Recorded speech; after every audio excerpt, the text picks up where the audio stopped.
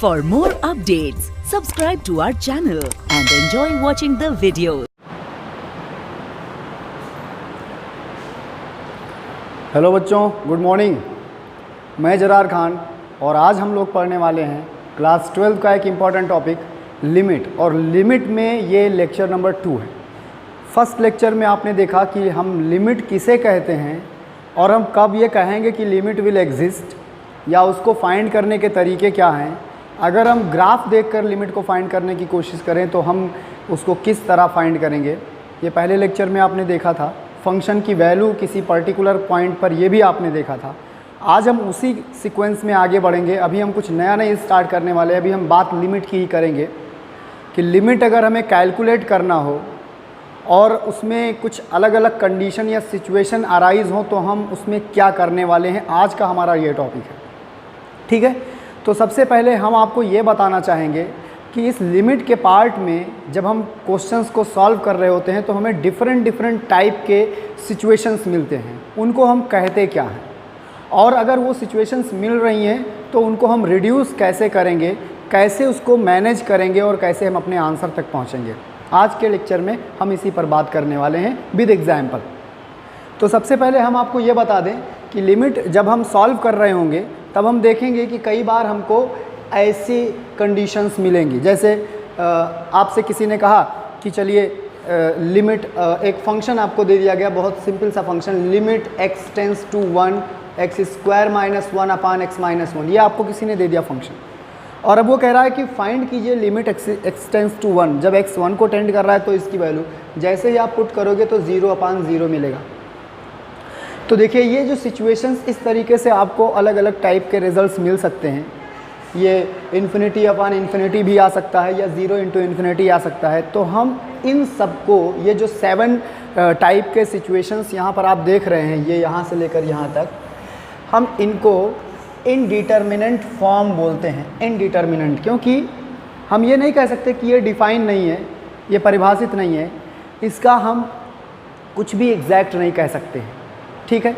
जैसे एग्जाम्पल के लिए अगर हम इसको समझने की कोशिश करें, सबसे ज़्यादा इम्पॉर्टेंट जो यहाँ पर है वो 0 अपान 0 फॉर्म है। आपको यही मिलने वाला है, और अगर इसके अलावा कुछ मिलता है, जैसे ये मिलता है या ये, तो हम उसको चेंज भी कर लेंगे। तो ऐसे फॉर्म को इनडिटर्मिनेंट फॉर्म कहा जाता है। इनडिटर्मिनेंट फॉर्म में जैसे हम रिज़ल्ट के लिए देखें कि सपोज़ कर लीजिए इनडिटर्मिनेंट, जैसे मैं बोलूँ कि अगर हम ये बात मानने लगें कि 0 अपान 0 इज इक्वल टू एक्स है, अगर हम ये बात मानने लगें कि 0 अपान 0 इज इक्वल टू एक्स है, तो इससे 0 की वैल्यू क्या आएगी, 0 इंटू एक्स। अब आपको ये बात अच्छे से समझ में आ रही होगी कि ये जो x है, हमारे दिमाग में ये चल रहा होगा कि कोई भी x हो उसको 0 से मल्टीप्लाई करेंगे तो 0 आएगा, ओके। बट क्या हम उस x को बाउंड कर सकते हैं? कैन वी बाउंड इट, कि ये क्या होगा?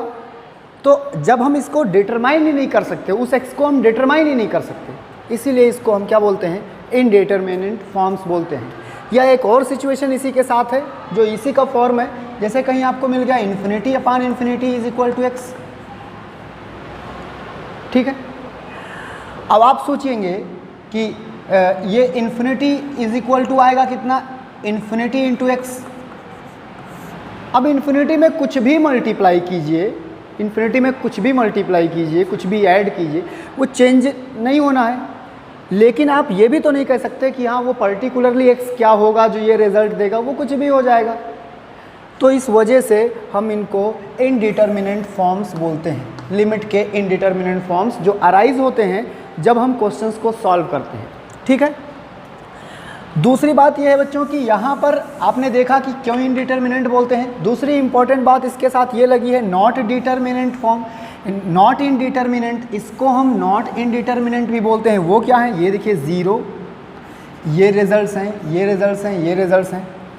चलो इसी की बात कर लेते हैं। जैसे अब यहाँ पर देखेंगे हम, ये लिखा हुआ है 0 upon infinity is equal to x. मैं मान लिया, मैं अभी उल्टा चल रहा हूँ, मैं कह रहा हूँ कि चलो इसकी वैल्यू है। तो कैलकुलेशन के अकॉर्डिंग हम बात करेंगे तो ये देखिए इन्फिनिटी इंटू एक्स आएगा, किसी भी नंबर को 0 से मल्टीप्लाई करेंगे रिजल्ट ऑटोमेटिकली 0। तो क्लियर है ना कि जब यहाँ पर x की वैल्यू मतलब वैल्यू तो नहीं फाइंड आउट कर पाएंगे, पर ये 0 इंटू रिजल्ट दे देगा। तो ये इनडिटर्मिनेंट हैं फॉर्म्स और ये नॉट इनडिटर्मिनेंट फॉर्म्स हैं। हमारे लिए जो सबसे इम्पॉर्टेंट है वो है इनडिटर्मिनेंट फॉर्म्स का फर्स्ट पॉइंट। यही आएगा बार बार हमारे कैलकुलेशन में और यही हमको परेशान करेगा। तो हम इसी को सॉल्व करना सीखेंगे, ठीक है। चलिए देखते हैं, नॉन डिटर्मिनेंट फॉर्म को सॉल्व करना सीखते हैं। अब बच्चों हम आपको बताएंगे कि इसको सॉल्व करने के कई सारे तरीके हमारे पास हैं, जिसमें से अभी इस लेक्चर में अभी हम आपको 2 इसमें डिस्कस करने वाले हैं, ठीक है। 2 इसमें डिस्कस करने वाले हैं कि कैसे ये 0/0 फॉर्म को रिड्यूस करूँगा मैं। ऐसी लिमिट्स को सॉल्व करना जो पहले अटैम्प्ट में तो 0/0 बन रहे हों, उनको कैसे सॉल्व करेंगे उसके आपको 2 तरीके मैं बता दूं। पहले methods of solving limits 0/0 form. 0/0 form की लिमिट सॉल्व करना है तो हम उस मेथड के बारे में बात करेंगे। जो फर्स्ट है आपका वो फैक्टराइजेशन मेथड है। हम फैक्टर करके इस प्रॉब्लम को रिड्यूस कर सकते हैं। चलिए हम देखते हैं, पहले इसी को देख लेते हैं।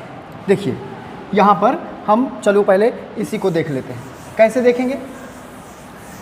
देखिए जब कभी आपको लिमिट इवैल्यूएट करने को मिले, whenever you get limit to evaluation, ये लिखा हुआ है limit x tends to 1 x² minus root x upon root x minus 1।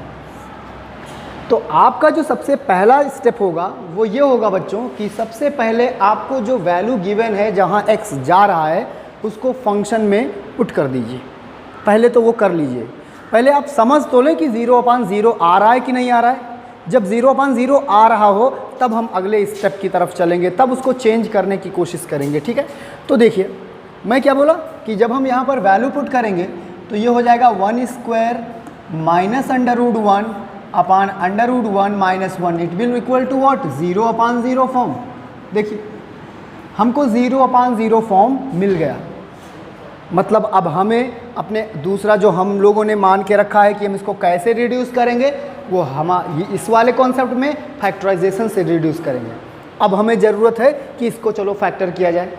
तो फैक्टर करने के लिए आपको कॉमन सेंस लगाने होंगे। कॉमन सेंस मीन्स आप फैक्टर बचपन से कर रहे हैं, आपके लिए नई बात नहीं है। क्लास 8 से ही आप फैक्टर कर रहे हैं।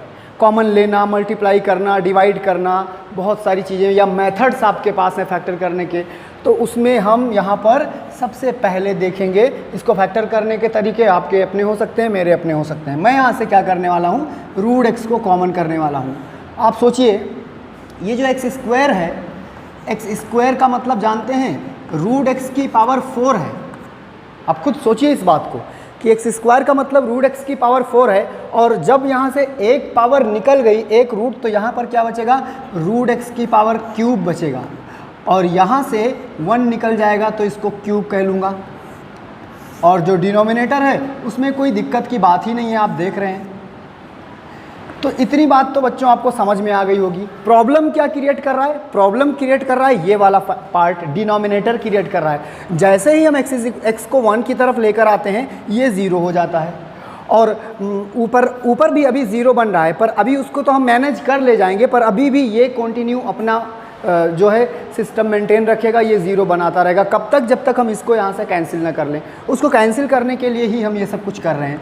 अब देखेंगे limit x tends to 1 root x। आपके पास बच्चों फॉर्मूला होगा एक, आपको याद होगा a³ माइनस b³ का फॉर्मूला जो होता था a माइनस b, फिर आता था a² plus b² plus ab। ये होता था, ये क्लास 9th में फॉर्मूला रहा होगा। आपने अगर वहाँ पढ़ा होगा तो आपको याद होगा। इसको हटा दीजिए, कोई ज़रूरत नहीं है। अब देखिए प्रॉब्लम सॉल्व, ये इससे कैंसिल। अब अगर हम x टेंस टू 1 करते हैं तो डिनोमिनेटर में कोई 0 का केस नहीं है। अगर ऊपर सिर्फ 0 भी आता है तो 0 फाइनाइट है, एग्जिस्ट करता है, लिमिट आंसर हो जाएगा। अब आगे अब हम लोग x टेंस टू 1 कर सकते हैं। तो जब x टेंस टू 1 करेंगे तो देखिए यहाँ पर 1 आएगा, यहाँ पर 1 + 1 + 1 आएगा, सब कुछ मिलाकर 3। तो आपने देखा कि एक ऐसा हमको एक क्वेश्चन ऐसा एग्जाम्पल मिला हुआ था जिसको जब एक्सटेंस टू 1 करते थे तो 0/0 आता था, but with the help of factorization method हमने उसको रिड्यूस किया और अब वो 0/0 ना आके 3 आ रहा है। तो कई बार ऐसे केसेस मिलेंगे जिसमें वो रिड्यूसिबल होंगे, बट ये ज़रूरी नहीं है कि हमेशा रिड्यूसिबल होंगे। कई बार ऐसा होगा कि लिमिट एग्जिस्ट नहीं करती होगी, कई बार ऐसा होगा। और इसके लिए ये जो रिड्यूस करने का जो मेथड है, इन मेथड में जो सबसे स्ट्रॉन्ग मेथड है, अभी मैं उसका जिक्र भी नहीं कर रहा हूँ, बहुत सारे लोग जानते भी होंगे, उसको हम सबसे लास्ट में डील करेंगे, क्योंकि उसको जानने के बाद आपका कोई कॉन्सेप्ट जानने का मन ही नहीं करेगा, आपको लगेगा कि बस ये इसी पे सारे क्वेश्चंस कर लेते हैं। तो ये था फर्स्ट पार्ट। रिड्यूस करने के और भी तरीके हैं, जैसे दूसरा जो तरीका है बच्चों वो है बाई रेशनलाइजेशन मेथड। अब रेशनलाइजेशन तो आपने बहुत पहले पढ़ के रखा है, चलिए उसको देख लेते हैं। जैसे मान लीजिए कि आपके पास एक क्वेश्चन है जो यहाँ पर लिखा हुआ है, उसको हम फैक्टर पॉसिबल ही नहीं है ये लिखा हुआ है, हमें इसको सिंप्लीफाई करना है। तो सबसे पहले हम सोल्यूशन में जब इसकी वैल्यू पुट करेंगे, मैंने आपसे कहा कि पहले आप लिमिट को पुट कर दीजिए, जो है वो पुट कर दीजिए। जैसे ही आप इसकी वैल्यू पुट करेंगे देखेंगे लिमिट एक्सटेंस टू 0, और जैसे इसकी वैल्यू पुट करेंगे तो ये हो जाएगा, देखिए x³ है और अपान √1 + x³ और -√1 - x³ and this will equal to what 0। पहले तो 0 हो गया, यहाँ पर क्या आएगा 1 + 0 और -1 - 0, ये भी फाइनली क्या आएगा 0/0 फॉर्म आएगा। तो आपने देखा कि फिर वो आ गया। दूसरा जो हम सीखने वाले हैं वो रेशनलाइजेशन से सीखने वाले हैं। अब हम क्या करेंगे, ये जो हमारे पास टर्म है इसके डिनोमिनेटर को रेशनलाइज करेंगे। रेशनलाइज करने में आपको पता है कि जो हमारे पास कुछ भी इस तरीके से अगर a + b के फॉर्म में लिखा है तो हमें इसको मल्टीप्लाई करना होता है a - b और डिवाइड करना होता है a - b से, यही करना है। तो चलिए वो करके देखते हैं। अब हम क्या करेंगे, लिमिट एक्सटेंस टू 0 और यहाँ पर बात करेंगे x³ की, और इसका जो कॉन्जुगेट होगा जिससे हम मल्टीप्लाई करने वाले हैं वो ये होगा x³ + √1 - x³ एंड अपॉन। अब देखिए ये क्या बनेगा, एक तो ये पार्ट आएगा, इसी के साथ ये आएगा तो a + b और a - b बनेगा, जो होता है a² और प्लस b² होता है बच्चों। तो हमने यहाँ पर देख लिया इसको 1 - x³ इसका स्क्वायर। आपको पता है कि जब स्क्वायर और स्क्वायर रूट साथ में हो तो कैंसिल हो जाएंगे और भी आपके पास वहाँ पर स्क्वायर रूट फिनिश हो जाएगा। रिजल्ट क्या बचेगा, देखिए x³, इसमें कोई चेंज नहीं है, इसको हम ऐसे ही रखने वाले हैं, प्लस √1 - x³, इसमें भी कोई चेंज नहीं। बट डिनोमिनेटर में देखें क्या होगा, स्क्वायर रूट हटेगा, 1 + x³ -1 और प्लस x³, ये देखें ये माइनस प्लस x³। अब आप ध्यान से देखें बच्चों, ये 1 से 1 कैंसिल और x³ और x³ मिलकर 2x³ और एक x³ ऊपर लिखा हुआ है। तो अगर हम उसको समझने की कोशिश करें तो हमको मिलने वाला है लिमिट एक्सटेंस टू 0 और यहाँ पर जो हमको मिलने वाला है वो ये मिलेगा x³ इंटू अंडर रूट में 1 + x³ -√1 - x³ अपॉन दूसरा क्या मिलेगा 2x³। अब यहाँ पर आप देखिए x³ से x³ कैंसिल। अब वो पॉसिबिलिटी जिसकी वजह से 0/0 अराइज हो रहा था वो ख़त्म हो गई है। अब हम लिमिट को 0 टेंड कर सकते हैं। तो जब लिमिट को 0 टेंड करेंगे, देखिए 1 + 0 -1 - 0, ठीक है, 1 + 0 और -1 - 0, 1 मिनट सॉरी, यहाँ पर प्लस है तो 1 + 0 और अपान ये क्या आएगा 2। तो वो दोनों मिलकर कितना हो जाएगा 2/2, it will equal to what 1। तो इस तरीके से बच्चों हम देख सकते हैं कि लिमिट सॉल्व करते समय 0/0 आना बहुत कॉमन सी बात है और फिर उसको रिड्यूस करना ये हमारी ड्यूटी है। और हमारे पास अलग अलग मेथड हैं उसको रिड्यूस करने के लिए। तो आपने 2 तरीके देख लिए हैं। अब हम बात करने वाले हैं फंडामेंटल थ्योरम्स ऑफ लिमिट के बारे में। आप इसको कंप्लीट करिए, ठीक है, ओके। तो मुझे बताइए तो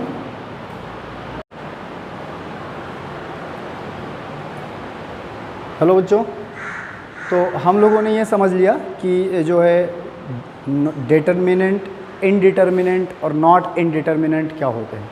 और अगर बाय द वे लिमिट के कैलकुलेशन में हमें कहीं इनडिटर्मिनेंट फॉर्म्स मिलते हैं स्पेशली 0/0 तो रिड्यूस कैसे करेंगे, ये बात हमने समझ ली और आपको 0/0 ही मिलेगा। अच्छा, उसको रिड्यूस करने में और भी चीज़ें हमें हेल्प करेंगी। कई बार हमें लिमिट के आंसर डायरेक्ट मिलेंगे, कुछ फॉर्मूले हमारे पास हैं। और इस बार हमारे पास एक और चीज़ है कि अगर हमको लिमिट क्लियर हो, लिमिट हो, तो कुछ फंडामेंटल थ्योरम्स हैं कि हम उनको इस तरीके से भी कैलकुलेट कर सकते हैं। ठीक है, तो अब हम बात करने वाले हैं on fundamental theorems of limit और कुछ स्टैंडर्ड लिमिट्स पर बात करने वाले हैं जिनका यूज़ करके हमारे आंसर बहुत आराम से और डायरेक्ट आ सकते हैं। ठीक है, तो चलिए सबसे पहले बात करते हैं फंडामेंटल थ्योरम्स ऑफ लिमिट की। इसके लिए आप कोई भी दो फंक्शन ले लीजिए। सपोज़ कर लीजिए कि आपके पास कोई भी दो फंक्शन है, let limit x tends to a f(x) is equal to l and limit x tends to a gx is equal to m। कोई भी दो फंक्शन है, l एंड m एग्जिस्ट। अब वो ऐसा ना हो कि एल एम मिले ही ना कि क्या है, वो एग्जिस्ट करे, कुछ हो, फाइनाइट हो। तो कुछ रिजल्ट्स हैं जिनको मैं आपको बताता हूँ।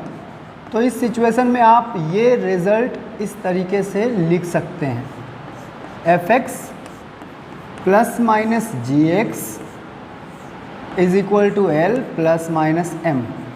मतलब ये है इसका कि आपको एक f(x) कोई ऐसा हो जिसकी value x tends to a पर l आती है, एक gx ऐसा हो जिसकी value x tends to l पर m आती है, और l और m दोनों एग्जिस्ट करते हैं, दोनों हैं।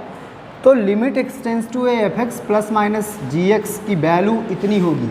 चाहें तो आप इन दोनों फंक्शन को ऐड सब्ट्रैक्ट करके लिमिट पुट करें, या आप दोनों की अलग अलग लिमिट पुट करके इन दोनों को ऐड और सब्ट्रैक्ट कर सकते हैं। ठीक है, दूसरी बात आप ये देखिए कि यही सेम प्रोसेस यहाँ पर भी हम अप्लाई करेंगे, x tends to a f(x) और इंटू gx, ये दोनों रिजल्ट भी हम यहाँ देखेंगे। अब चाहें तो हम इनकी लिमिट सेपरेटली कैलकुलेट करके यहाँ पर पुट कर सकते हैं, l इंटू m। इसी तरीके से हम डिवाइड का भी हमारे पास कॉन्सेप्ट है। डिवाइड के केस में भी हम यही करने वाले हैं, limit x tends to a f(x) upon gx। तो इसकी वैल्यू हमको मिल जाएगी l अपान m, लेकिन एक शर्त है इसकी, जहाँ पर m ज़ीरो नहीं होना चाहिए। उसकी एक शर्त है जहाँ पर m ज़ीरो नहीं होना चाहिए। अब और आगे बढ़ते हैं। सपोज़ कर लीजिए कि आपके पास ये दोनों रिजल्ट्स तो हैं ही हैं, साथ में आपके पास एक और रिज़ल्ट है। ये दोनों रिज़ल्ट तो हैं ही हैं, साथ में आपके पास के कोई भी स्केलर है, के कोई भी स्केलर है, कुछ भी हो सकता है, कोई भी नॉन जीरो स्केलर है। जीरो नहीं लेंगे, जीरो लेंगे सारा रिज़ल्ट ख़त्म हो जाएगा। कि कोई भी नॉन जीरो स्केलर है, तो ये रिज़ल्ट भी इस तरीके से होल्ड करेगा, limit x tends to a k f(x) अगर ऐसे लिखा हुआ है तो आप चाहें तो k को बाहर लिख सकते हैं, और आपको पता है कि x टेंस, और ये लिमिट आप यहाँ पर इस तरह अप्लाई कर सकते हैं f(x), और इसकी वैल्यू आप जान रहे हैं कि l है, तो रिज़ल्ट पूरा क्या आ जाएगा, kl आ जाएगा। ठीक है, और इसके अलावा एक और पॉइंट इसमें बचता है बच्चों, जो हम देखने वाले हैं 5th पॉइंट पर, limit x tends to a k f(x) is equal to this. ठीक है, अब हम ये देखने वाले हैं इसमें कि कई बार हमको फंक्शन की पावर फंक्शन मिलेगा, कई बार हमको फंक्शन की पावर फंक्शन मिलेगा। जैसे मैं आपको बताऊं, limit x tends to a, ठीक है, और यहाँ पर हमको मिल रहा है f(x) और उसकी पावर gx। ठीक है, तो आप इसका रिज़ल्ट इस तरीके से कैलकुलेट कर सकते हैं। जैसे ये f(x) है, f(x) की वैल्यू आपने देखी l और ये m। ठीक है, जहाँ पर आप ध्यान रखें कि l जो है वो पॉजिटिव होना चाहिए। तो ये कुछ फंडामेंटल थ्योरम्स हैं लिमिट पर, जिनको हम इस तरीके से सॉल्व करने वाले हैं। कुछ फंडामेंटल थ्योरम्स हैं। ठीक है, अब कुछ स्टैंडर्ड लिमिट्स की भी बात कर लेते हैं, जिन लिमिट्स का हम डायरेक्ट यूज़ करेंगे, यहाँ से यूज़ करेंगे और आंसर निकालेंगे। ठीक है, और आज हम आपको बिल्कुल ये नहीं बताने वाले हैं कि ये क्यों ऐसे है, इसको अगले लेक्चर के लिए रखते हैं। ठीक है, वहाँ पर हम देखेंगे कि क्यों ऐसा रिजल्ट है। जैसे कि सबसे पहले आप ये देखें, जब भी कभी आपको मिले limit x tends to 0 sine x upon x, या sine inverse x upon x, या tan x अपान x, या tan inverse x upon x, इन सब की वैल्यू 1 आने वाली है। चारों की वैल्यू 1 आने वाली है, ठीक है। तो आप इसका यूज़ करेंगे, अभी हम आपको समझाते हैं एक एग्जाम्पल से।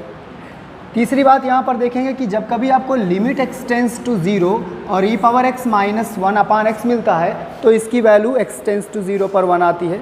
फिर आप देखिए यहाँ पर लिखा हुआ है limit x tends to 0 a power x minus 1/x is equal to log a. कई बार इसको ln भी कहा जाता है, ln a कहा जाता है, ln a।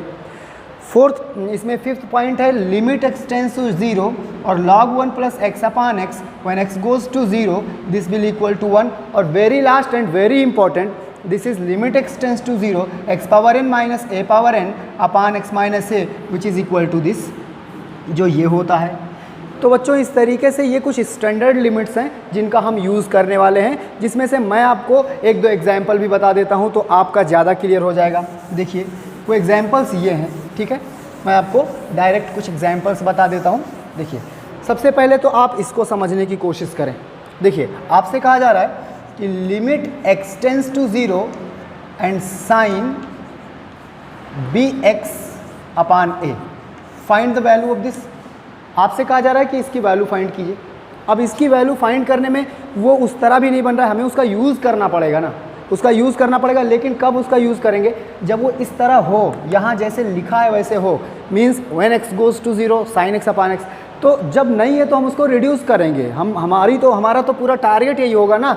जैसे मैं बोलूँ कि यहाँ पर x लिख दूँ, अब देखिए ये 0/0 फॉर्म बन रहा है, 0/0 फॉर्म बन रहा है। तो अब आप जानते हो कि हम इसको छोड़ भी नहीं सकते हैं कि चलो 0/0 फॉर्म है तो हमने छोड़ दिया, ऐसा नहीं कर सकते, बिल्कुल ऐसा नहीं कर सकते।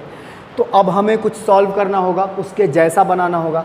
तो अगर इस यहाँ साइन bx अपान नीचे भी bx आ जाता तो वो सिचुएशन अराइज हो जाएगी, और जैसे ही वो सिचुएशन अराइज होगी हम तुरंत समझ जाएंगे कि ये वैल्यू 1 को जाने वाली है। तो उसके लिए आपको थोड़ा सा कैलकुलेशन करना पड़ेगा। एक्सटेंस टू 0, मैं बोला कि साइन bx है यहाँ पर ax पहले से है, कोई प्रॉब्लम की बात ही नहीं। इसको आप b से मल्टीप्लाई b से डिवाइड कर दीजिए, ठीक है, मेरी बात समझ में आ गई। अब ये देखें a और ये वाला b, ये दोनों बाहर निकाल लीजिए, तो b अपान a बाहर आ गया। अब लिमिट एक्सटेंस टू 0 है और यहाँ पर आप देखेंगे तो साइन bx है और यहाँ पर भी bx है, ये देखिए। अच्छा आप मुझे एक बात बताएं कि अगर x 0 को जा रहा है, अगर x 0 को जा रहा है तो bx कहाँ जाएगा? bx भी 0 को जाएगा। This means you can write it as bx goes to 0। पूरा सिस्टम उसके जैसा हो गया, limit x tends to 0 sine x upon x। So this is equal to what? b upon a into 1। तो बच्चों इस तरीके से आप स्टैंडर्ड लिमिट का यूज़ करोगे।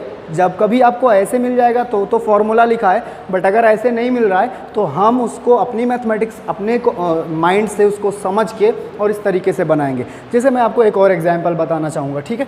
चलिए देखिए, इस पर ये तो हो गया एक एग्जांपल मैं यहाँ पर आपको यहाँ से लेने वाला हूँ, ठीक है। ये देखिए इस पर, ये बहुत इंपॉर्टेंट है फॉर्मूला। तो इसमें क्या लिखा हुआ है? लिमिट एक्स टेंस टू, मैं बोलूँ कि x टेंस टू 3 है, मैं बोला x टेंस टू 3 है। यहाँ पर लिखा हुआ है x की पावर 1/3, कुछ भी हो सकता है, माइनस मैं बोला 27 की पावर 1/3 है, ठीक है। या इसको आप ऐसे लिखिए x क्यूब और 3 क्यूब लिखिए, परेशान नहीं ना होइए, और इसको लिखिए x स्क्वायर माइनस 3 स्क्वायर। अब आपको जो फॉर्मूला यूज़ करना है वो ये है, x tends to x power n minus a power n upon x minus a, तब जाके ये रिजल्ट आएगा। बट हमारे पास जो है उसमें तो ऐसा कुछ है ही नहीं, ये वाला पार्ट तो आ ही नहीं रहा है, ये पार्ट आ ही नहीं रहा है। तो अब हम उसको बनाएंगे कैसे? क्योंकि अभी ये देखो 0/0 फॉर्म है, 0/0 फॉर्म है। ये 27 माइनस 27 और ये 9 माइनस 9, 0/0। अब रिड्यूस करना है, रिड्यूस करने का तरीका था फैक्टर से कर सकते हैं, बट हम इस बार फैक्टर नहीं करने वाले। हम इसको करेंगे लिमिट एक्स टेंस टू 3 और इसको रिड्यूस करने के लिए एक्स क्यूब माइनस 3 क्यूब अपान, इसको मैं क्या किया? x माइनस 3 से यहाँ पर डिवाइड किया। फिर मैं क्या करने वाला हूँ?